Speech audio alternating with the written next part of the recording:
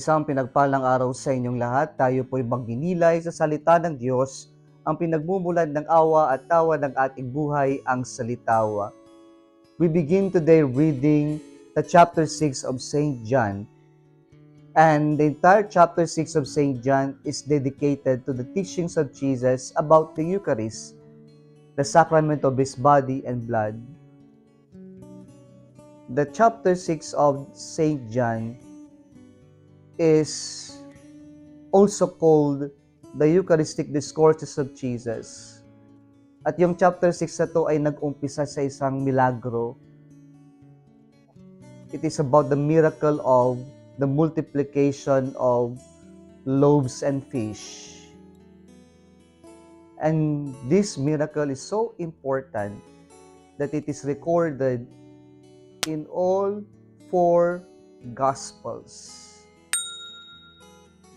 The miracle of the multiplication of 5 loaves and 2 fish started with an act of generosity from an unknown little boy who shared his 5 loaves and 2 fish. Subalit itong pagbibigay na ito ay tila kakarampot sa mata ng tao. Ano nga ba naman ang silbi ng 5 tinapay at 2 isda para pakainin ang 5,000 na kalalakihan na hindi pa nabibilang o kasama ang mga kababaihan at mga bata?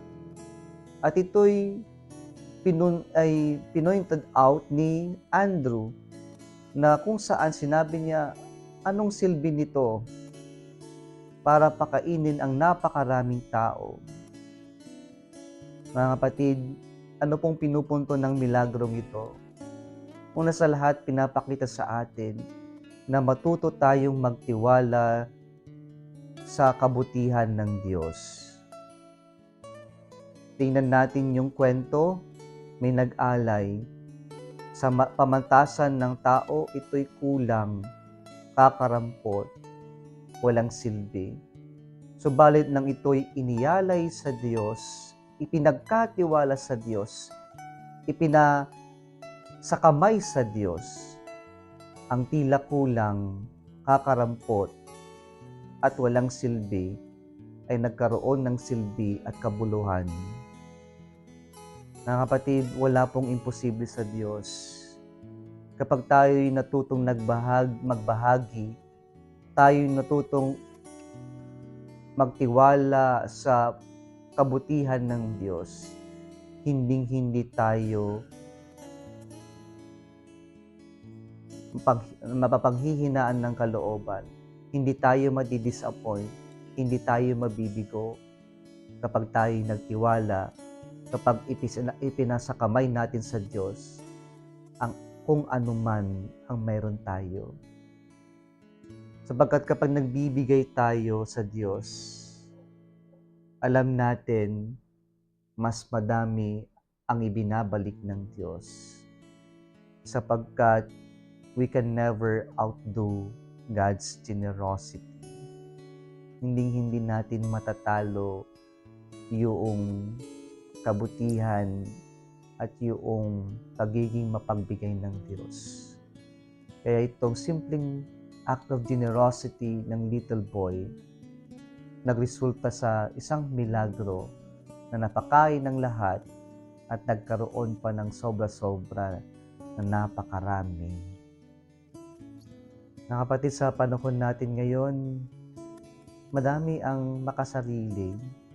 Marami yung gusto mag-ipon lang ng mag-ipon, gusto lang yung para sa kanila lang, pero takot magbigay. Bakit kaya mas nabibigyan ng diin yung sarili muna natin, yung tayo'y maghanda lamang para sa ating sarili, pero takot naman tayong tumulong at magbigay. Sa palagay ko, ang problema ng panahon natin ngayon ay hindi na tayo marunong magtiwala sa providence ng Diyos. mas naniniwala tayo o nagtitiwala tayo sa ating kakayanan, sa ating sarili. Nawa ito yung ating maibalik mga kapatid, ang magtiwala muli sa Diyos, ang matuto tayong ipasakamay ang mga bagay-bagay sa Diyos, lalong higit yung mga hindi naman natin kontrolado. Kung nagustuhan mo ang video na ito, huwag kalimutang mag-like, share at mag-subscribe sa Salitawa Facebook page and YouTube channel. Muli isang pinagpalang araw sa inyong lahat.